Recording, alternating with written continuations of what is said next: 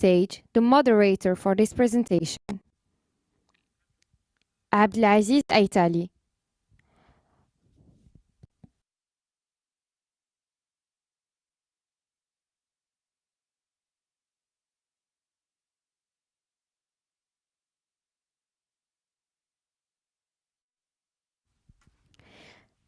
Please welcome on stage the moderator for this presentation, Abdelaaziz Aitali, Principal Economist at the Policy Center for the New South. And now, please join me in welcoming on stage Larabi Jaïdi, Senior Fellow at the Policy Center for the New South, for the presentation of the annual report on the African economy. Abdelaaziz Aitali, the floor is yours.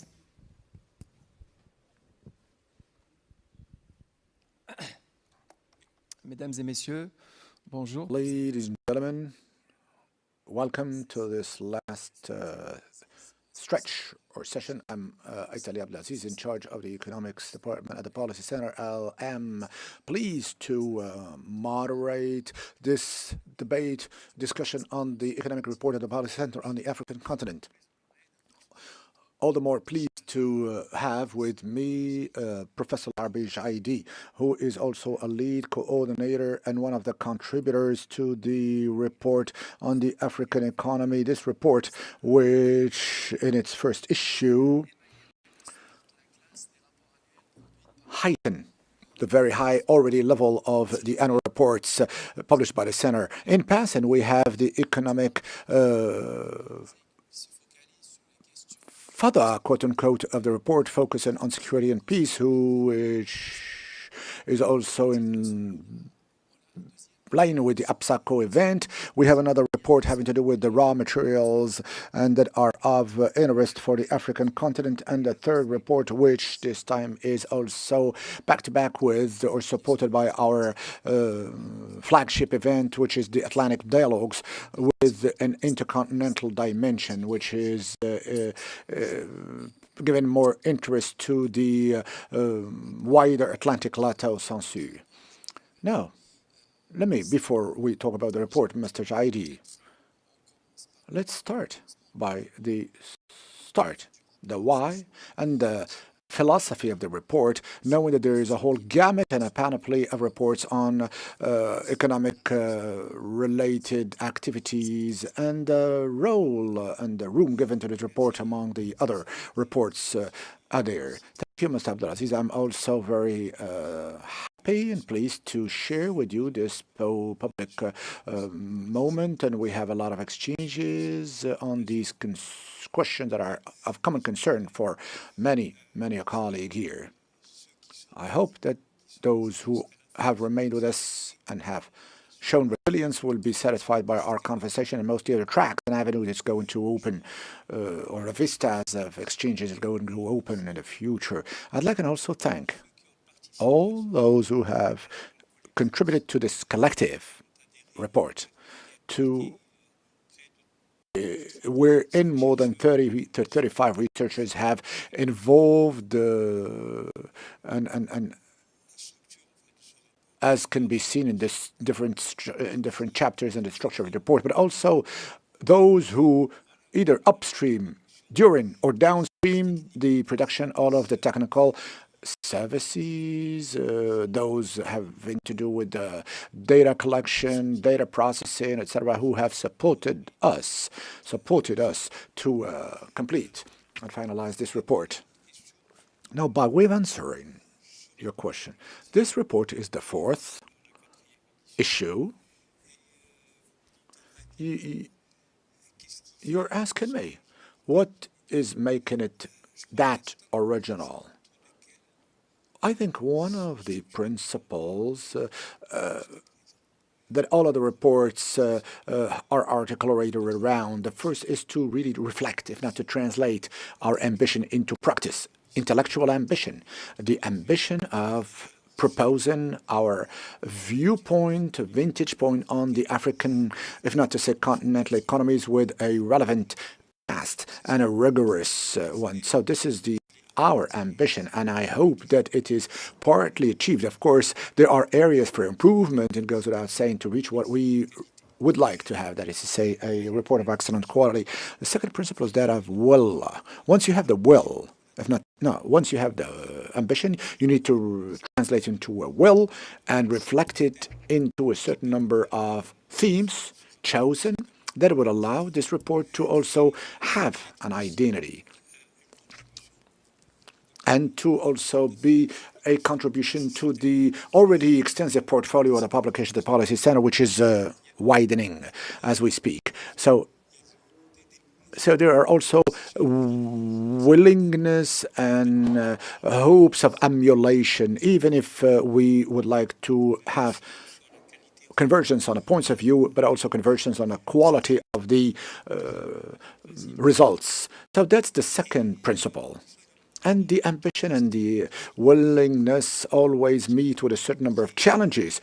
There are challenges that we have to live up to, that we have been able to address, and which have to do with the question, what is our value added in the drafting of this report? When you have the ambition of having an annual report on Africa, you have an extremely wide landscape of publication, be it fed and fueled by works of major international organizations, IFIs, but not only, but also the centers of research and study in the African metropolises, but also other think tanks under the UN, the UA, the UNICA, all of such sources that are available everywhere. So the first question ever to come to mind is how can we really contribute our, albeit small, chaff or part of what we can do that could fuel further the reflection around the African economy. So what we've for is what we said we're going to be chosen a novel, innovative approach, which is based on we need first, as a think tank, we need to participate, not to a standard, run-of-the-mill, internationally led standards. But I say standard. But when I say standard, a consensus-based discourse or lingo. Rather, we're here to open new vistas, to be in the heterodoxy or heterodoxa. In other words, to lend a keen ear to all ideas without ideological or political prejudice and parti pris. The most important element here is the rigor of analysis that we have been able, of course, to strengthen between the members producing and drafting the report. Now, to come out from the classical tracks, even if the classical tracks, even if they have to be tilled again and revisited, if there is no unilaterally agreed / or analyzed theme, but because the context changes, because of the data change, so they require a new cast. So our added value resides in this novel discourse, not classical, not a one which is based on consensus, but one mostly novel in view of its value, referential, and ambitions to be part of this progress, because the discourse in our economic publications, and not only economic but also political, is to be between the Afro-pessimism or Afro-optimism. We are neither on this nor on that other front. We have a pragmatic approach with a project in mind. So these are the principles on which the report is based, with, of course, an implementation through the sequencing of the content of this report. And this report, as you can see, over the 4 years, is structured over 3 highlights. The first one having to do with a discussion on articles on macroeconomic and sector-based social discussions with country focuses. That's the first component. The second component is the follow-up of what is taking place, what's evolving in terms of public policies in the economic regional economic commissions, because our willingness to go more in depth in themes of continental integration, but we can't do that going directly to that's a third momentum. Third moment is a certain number of themes on the very question of the free trade agreement in Africa. Sa configuration et des principes qui déterminent le. So these are the principles that determine the choice of the themes and articles. So you also addressed, dear Professor, the structure and how to strike a balance between the first cyclical and macroeconomic parts and the remaining parts that address the structural aspects. So to discuss the macro aspects, the issue that's been often raised in recent years is the debt, especially in light of the resurgence of inflationary trends. So this was underlined yesterday and this morning. And so the main issues seem to be connected, given that they can create a snowball effect and impact the economy, social aspects. And so how can we ensure that these have a strategic and continental dimension in addition to the purely cyclical and macroeconomic dimension? So we did indeed reach out to a certain number of our talents to address both of these themes on the macro level, but this is also addressed indirectly in the evolution of regional economic communities because they also experience these shocks. The approach of integration through these RECs is to see how these economies react in this disrupted environment that is also smattered by many lots of uncertainty. And so how have these RECs been able to face both of these shocks relating to the economic policy, and so inflation and debt? We did have an opportunity to discuss yesterday already all of these aspects, but I wanted to specify the way in which these aspects were addressed in this report, both for the regional or macroeconomic level covering the entire continent. The first issue is inflation. We do know that inflation in Africa today reaches extremely high levels, but in the discussion we've had this morning, we've drawn the attention to the fact that there are quite a few countries, the 10 countries that have the highest rates that go up until 50% annually. I believe that's Zimbabwe's case, but there are other countries, conversely, even after the commodity shock, they've had inflation, I guess, regular inflation rates such as Benin with standing at 3 to 4%. So you have a whole spectrum, which is quite, interesting, because if these countries are faced with the same shocks in terms of impact, in terms of imports of commodities, what is the weight of these energy or food commodities or resources to trigger this type of inflation? So it's at about 30 to 35%. That's the weight of the imported inflation, if I may, through this commodity shock and through inflation in particular. But 30% is raw materials and commodities. And so how is this inflation diffused, and instead of rather being an occasional event, it becomes more permanent? And so this is the approach relating to the evolution of structures of African economies, and also the capability of public policy to tackle this phenomenon. And so the second important factor is that this inflation, as you've mentioned, private financing, more difficulties in handling the private component in terms of restructuring, and also an international environment where the risk of debt and inflation is present. It's not only the continent. The continent is suffering from this, but the continent is fragile, so it doesn't have the capacity to be responsive in terms of public policy. But when we think about these two phenomena, so debt and inflation, we are at the heart of a fundamental question, which is even all the more important, that we have not yet granted sufficient interest. It's the macro-financial stability. And so to reflect upon how the inflation mechanism and the issue of debt are disrupting players. I mean, both investors and depositors, and how the public authorities are placed in this very challenging situation of arbitration. This phenomenon becomes even more challenging because it can actually trigger a disruption of the financial system overall.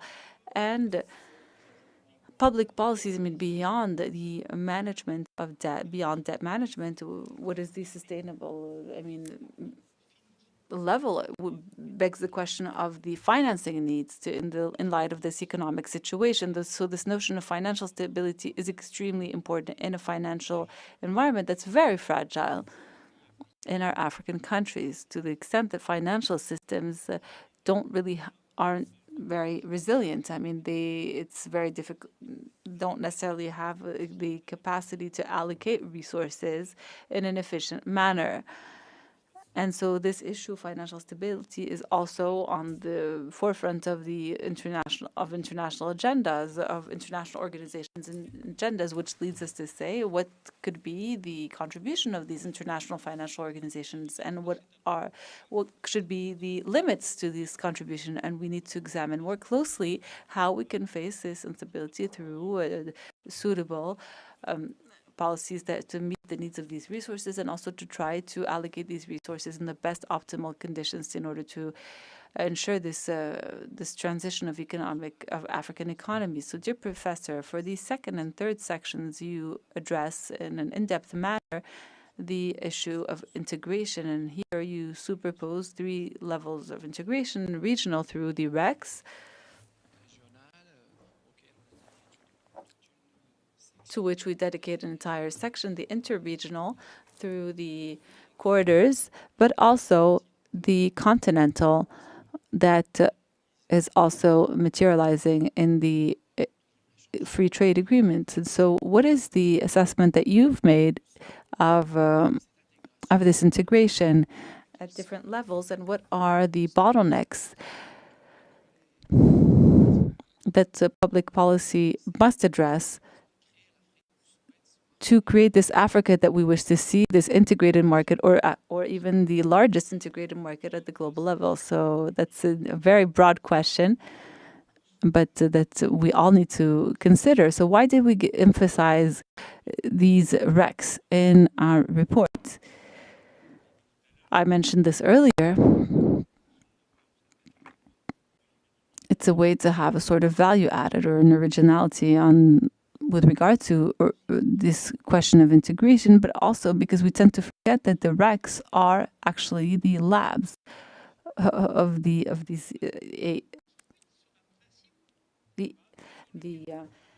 African continental free trade area, and so it's the liberalization of trade of goods and services. The RECs have a whole trajectory behind them.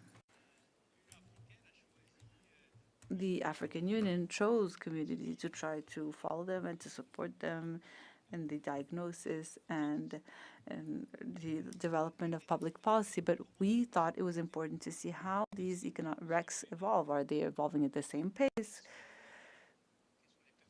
What is the performance in the intensity of trade? Also, did the dismantling issue arise with a simple political will that was acquired by everyone, or were there any challenges?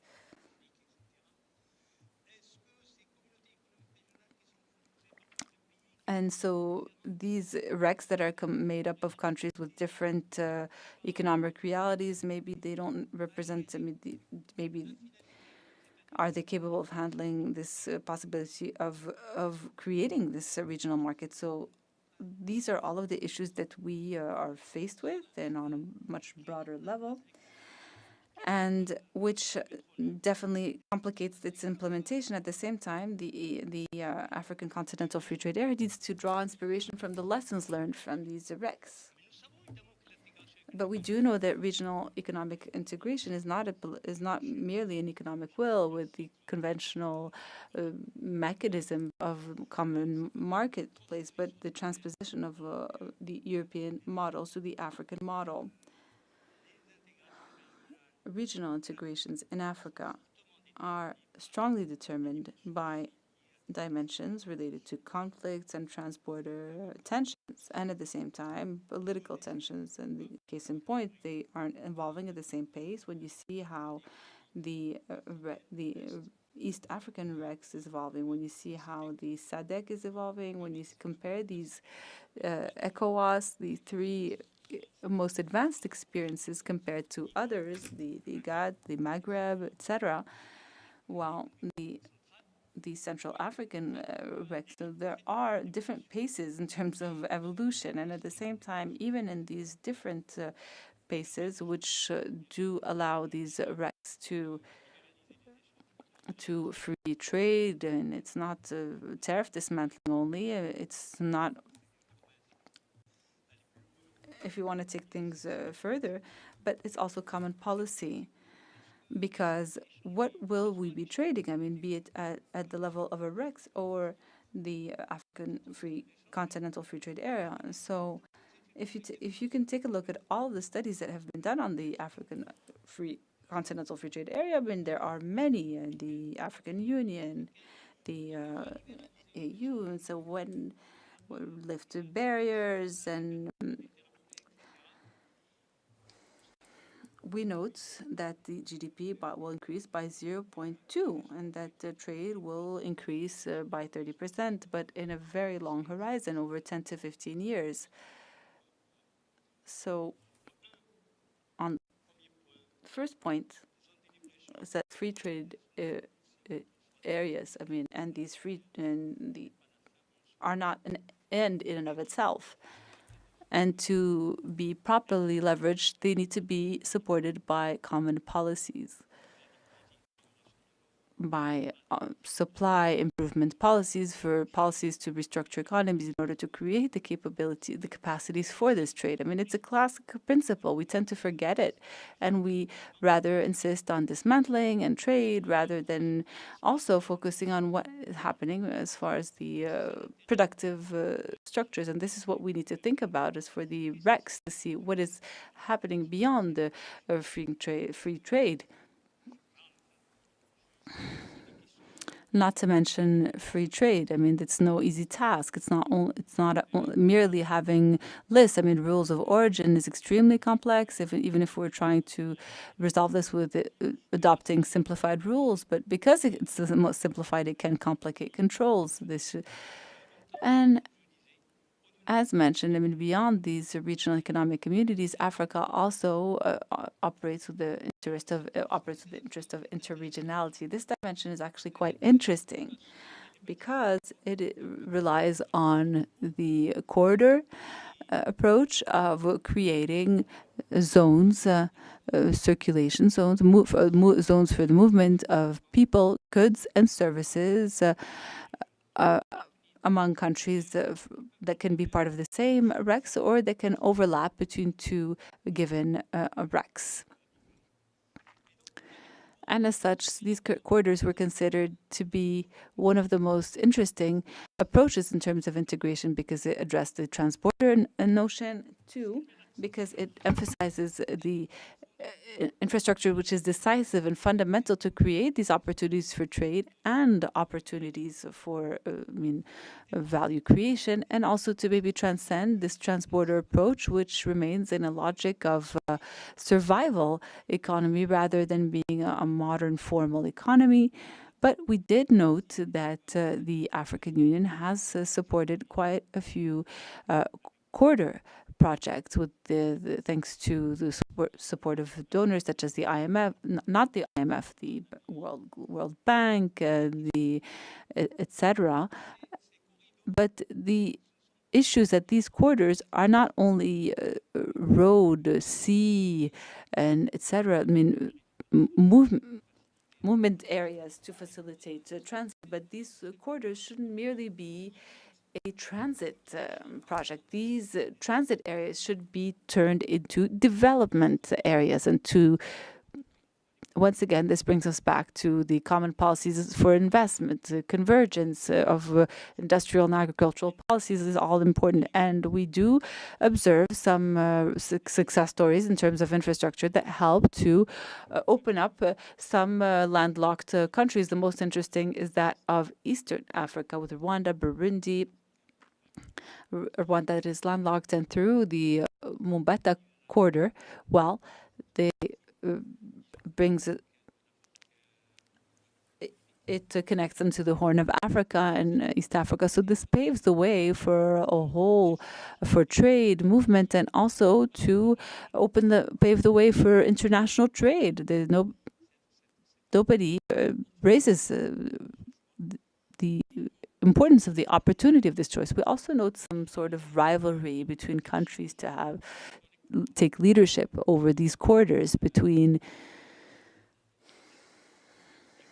Kenya in particular and Rwanda, between other countries in other RECs.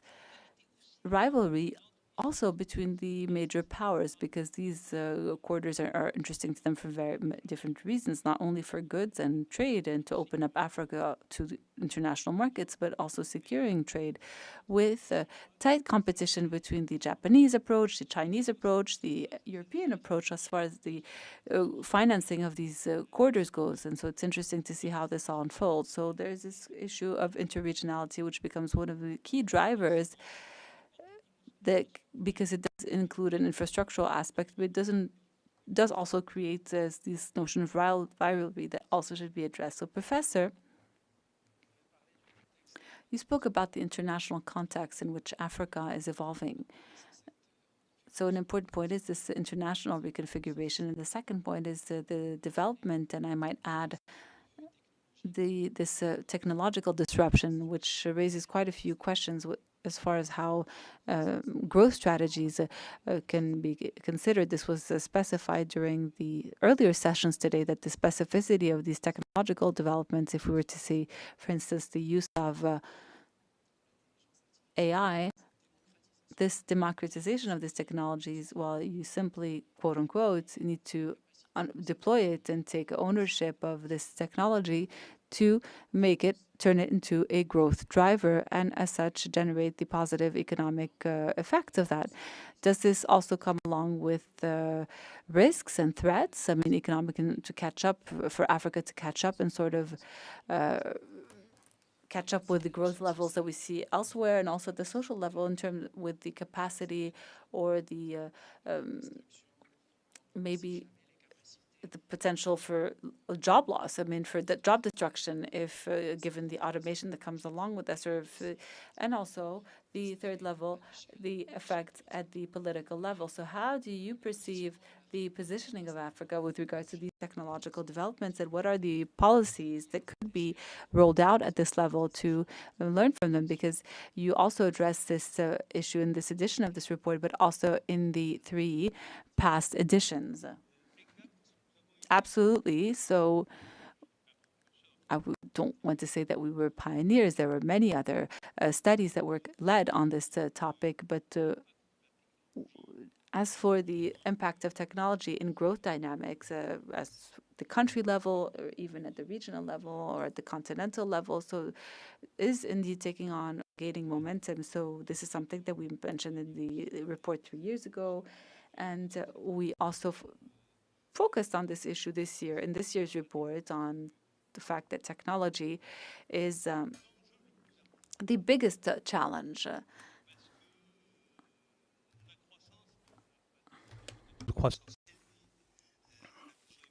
We need to create more wealth, but maybe this wealth creation can be hampered if production factors and the modernization of production structures don't follow suit, because we want to open ourselves on the continent, but at the same time we want to improve our position in the world. So technological gaps become critical issues. So this is why we address this topic in our report. But I will add a few points. When you go over literature on technology in Africa, you come to understand that there are two contradictory approaches, a techno-optimist approach and a techno-pessimist approach.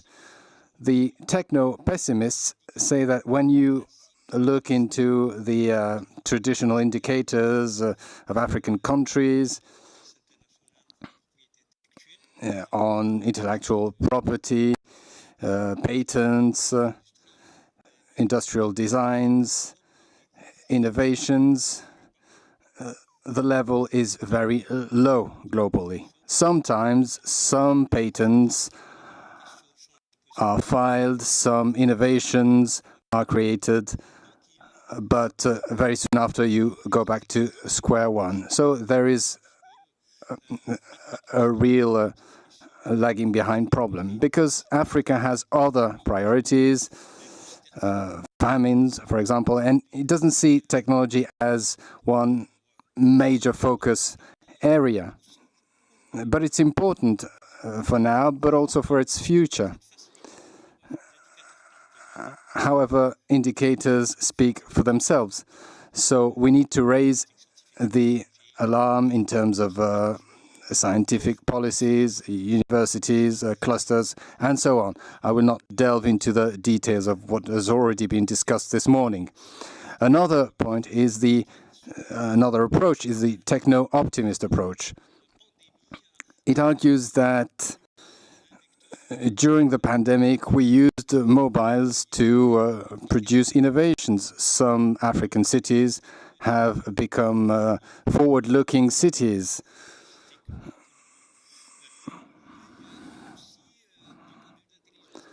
In AI as well, there are initiatives cropping up here and there in labs and African universities, programs being announced. So Africa is not only the growth frontier, it's the technological frontier of tomorrow, and it bears a transformation potential. Of course, we need to be cautious and analyze things irrationally. In technology today, there is a great deal of uncertainty, as you mentioned. The recent developments of AI raised the question of job losses or job creation. And those issues had already been raised when power was invented or IT came up. So this is about the destructive creation, as Schumpeter put it. So we need to look into the animal spirit of the private sector that needs to be a real innovation actor, because innovation is not merely about creating a conducive environment and clusters. It needs to be able to innovate. There are fintechs, of course, but there needs to be other examples. The key issue here, in my view, and earlier on we mentioned AI, and we said that it was not fundamental. And if we take that view, we stir up passions,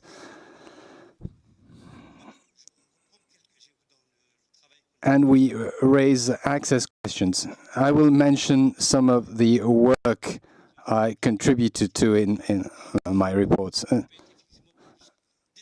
Some argue that AI can lead to much more job losses than job creation, and it can marginalize a certain number of industries. So there is that risk. Therefore, we need to make this question our own, and the best way to do that, to make this issue our own, be it AI or other technologies, even military technologies, we need to look into digital technologies. This is the key question. And on digital, there are African countries making headway, others that are lagging behind. And here I'm thinking about public policies. So the main issue for Africa is to have a unified market on digital, and a single market on digital goes beyond connectivity. There needs to be standard setting approaches, and this is a key issue that no African country alone can solve. We are facing a continental challenge, but unfortunately, up until now, on digital, in the major international fora, Africa speaks with several voices, not with one voice, not with a convergent voice. Thank you, Mr. Jaïdi. Before giving the floor to the participants, to the other participants, if you could sum up the report into 3 key ideas or recommendations. Mr. Jaïdi, I will ask you to be brief. Those are avenues that still need exploring in many respects. But if we look into what we are doing currently and what we're exploring is funding needs. Financing needs in Africa are huge. And today we're seeing a discussion that we had already witnessed a few years ago, the issue of debt and the importance of debt to borrow money, to innovate.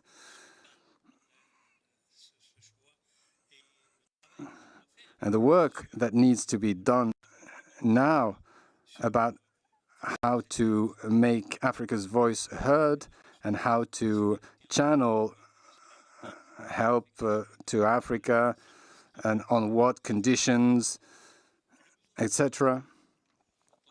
So the financing need as it is presented today in Africa, and here I'm not mentioning commodities like oil and the recycling of those resources and the optimal allocation of resources. We often mention the transfer of the remittances by the diaspora, which is a key factor. But it seems to me that we need to look into more details into the importance of internal revenue. Tax, for example, tax revenues, but also the financial system, the collection of savings. Those are topics we haven't worked on enough, in my view. The second point is the energy-climate nexus. And I'm talking about a nexus because today the responses on climate in Africa require the definition of the energy policy, renewables, and there are discussions internationally at the COP, for example, on that. There will be discussions in the Emirates COP. How can developed countries act within a climate justice logic? And this would allow African countries to use their resources while being in a decarbonization and green growth.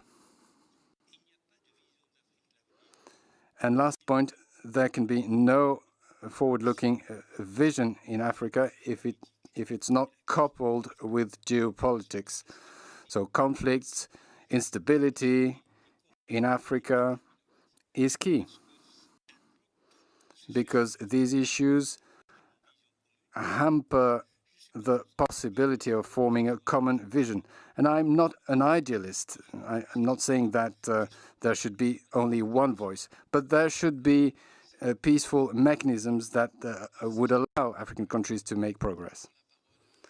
Thank you. We'll give the floor to the attendants. We'll take 3 questions. Professor Ducali.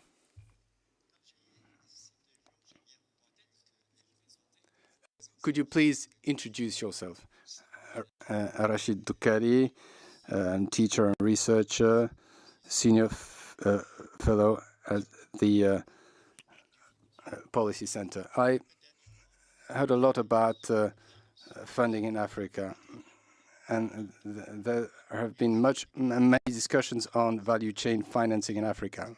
And financings are plenty, but sometimes the problem is access to financing, and sometimes transaction costs are way too high in Africa, and this deters a lot of local investors. Now, on technology, this raises a certain number of issues in terms of technology transfer, but also in terms of very simple technologies. Côte d'Ivoire, for example, is the main exporter of Cajun.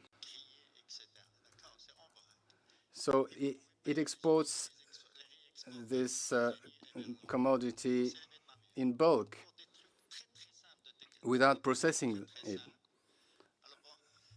without using very simple technologies. So all the local production is being exported.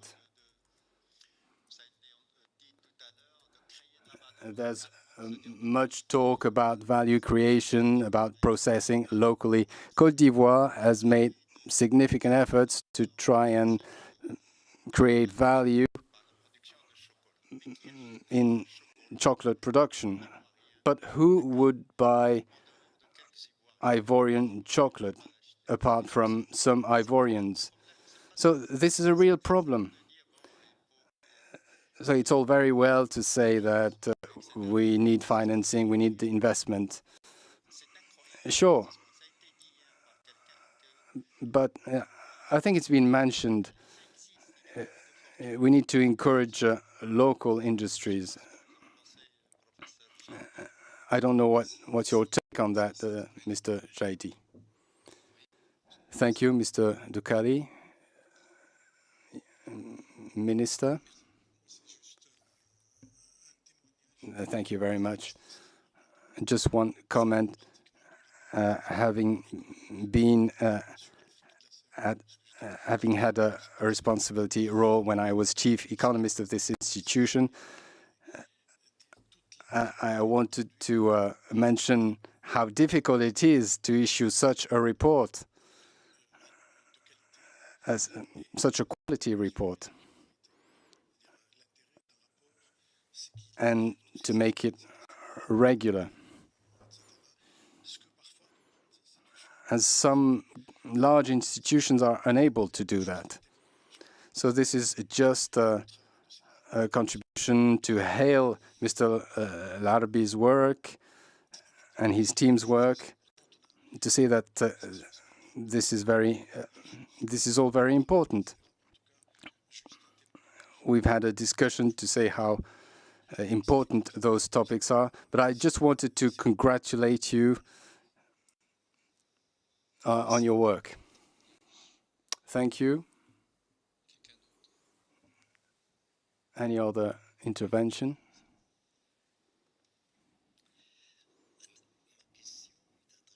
My question is for Mr. Jaïdi. When it comes to AFCFTA, in your view, does it represent an opportunity for the promotion of sustainable investments inside Africa? Thank you. Thank you for your questions. Mr. Jaïdi, you have 4 minutes. If you could stay within those 4 minutes. Thank you for your testimony, dear friend.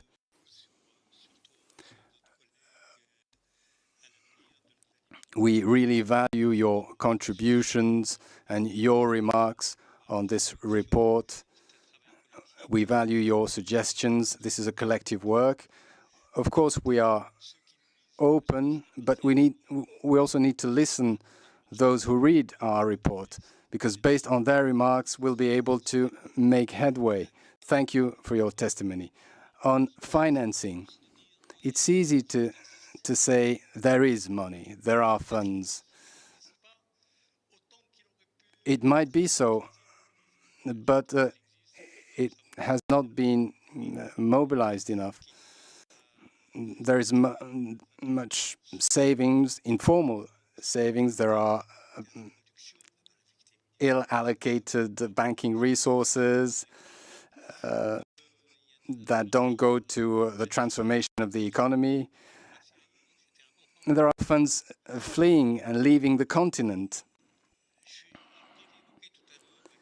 Earlier on, I mentioned financing, but there is also the issue of mobilizing funds, hence the importance of levying more taxes. We need to target niches, areas in which there is no regulation or tax laws. I think given how huge the needs are in terms of infrastructure, agricultural transformation, development, be it at the country level or at the continental level, I think we need to reflect on how to mobilize internal resources. Of course, we welcome external resources, but they will also be, there will always be limited to cover all of our needs. Mobilizing resources is not enough. We need to allocate it in the right way.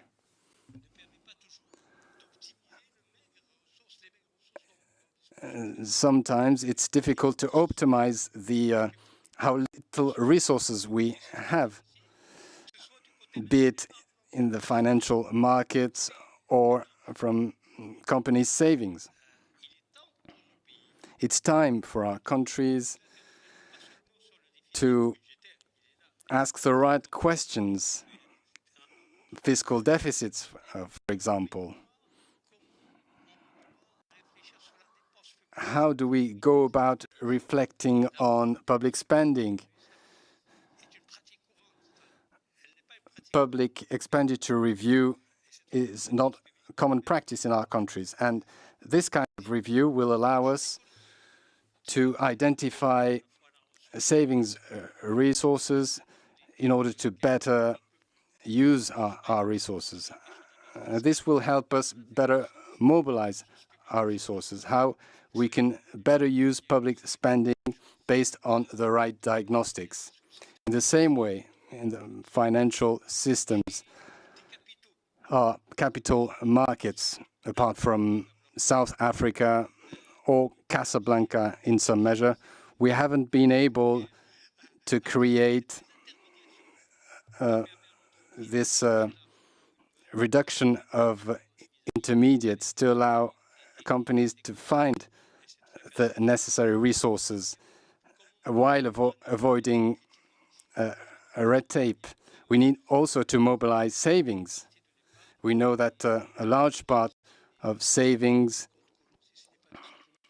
is in current accounts or in hard cash.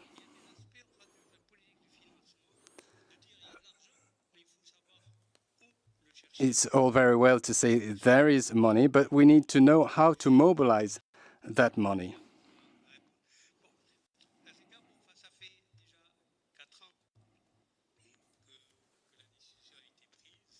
Et on voit et on constate qu'au fait, we have seen and noted that, as far as AFCA is concerned, that nothing tangible, visible, and fundamental achieved of the evolution, in view of the evolution of exchange, because of course we had to go rules of origin, and I explained the whole list.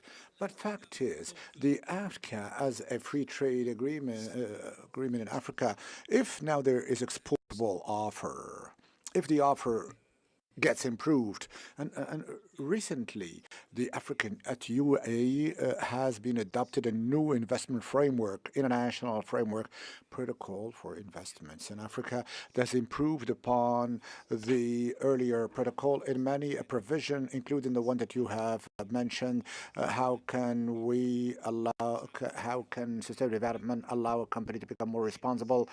But there is one block that can stop or impede this protocol that has been improved from the earlier to really be implemented and to be launched is the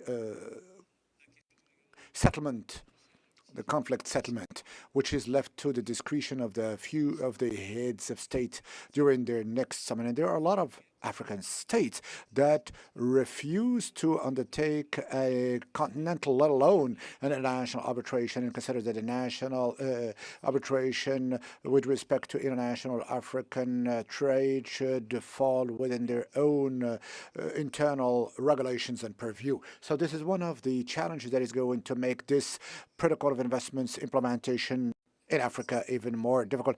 Mr. Jaïdi, thank you. We're going to give the floor to the audience quickly. 30 seconds. Madam, please. Yes, please. Merci. And applaud all the efforts. Just a very quick question. Since this is the 5th year that you have produced that report, do you have in the report a comparison to the previous ones, a follow-up of the evolution of things, the attitude of different countries of the continent? This would be very interesting to report as a result. Thank you.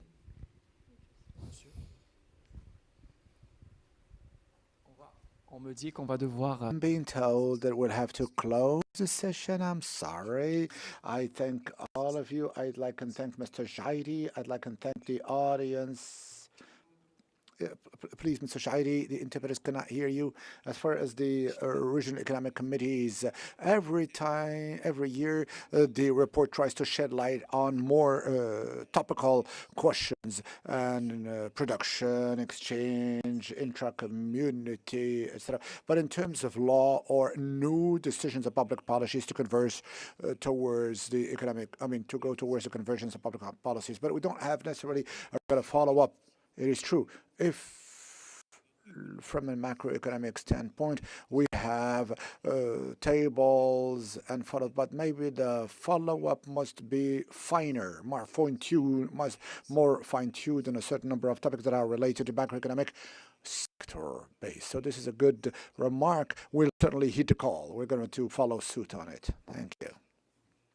In our future publication, thank you, Mr. Jaïdi. Thank you, the audience. And until we see you soon. Ladies and gentlemen, please remain seated. We will now conclude our conference with closing remarks. Please join me in welcoming on stage Karim Aynaoui, Executive President of the Policy Center for the New South.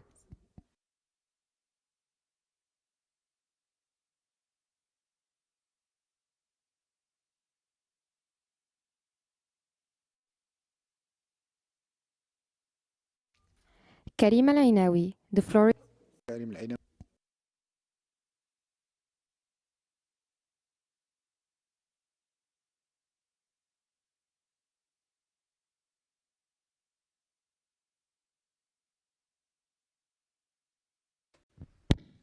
Okay.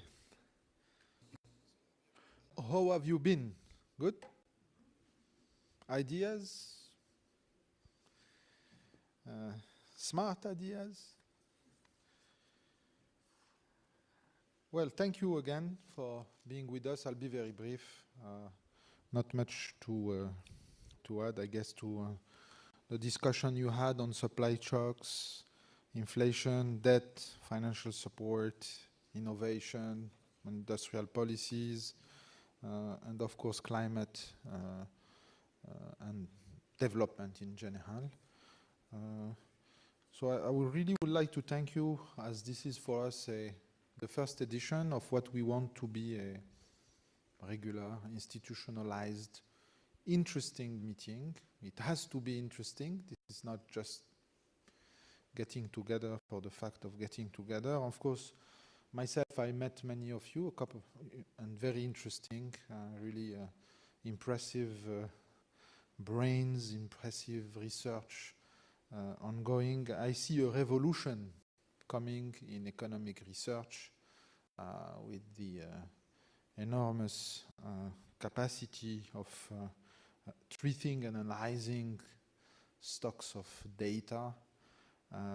Is there a leapfrog for Africa in a way to integrate in its economic policies, its management of public policies, all these new ways of understanding what is going on in an economy in real time, which is what keeps central bankers and ministers of finance awake at night. There are, of course, these questions have a fundamental human component. We are talking about reducing inequality, improving the life of our citizens wherever we are in Africa. Let's remember that in a way Africa is the last frontier of development, with too many countries at low level of income, too many countries trapped in the middle income trap, too many countries indebted, enormous pressure on governments to deliver infrastructure, education, services, health.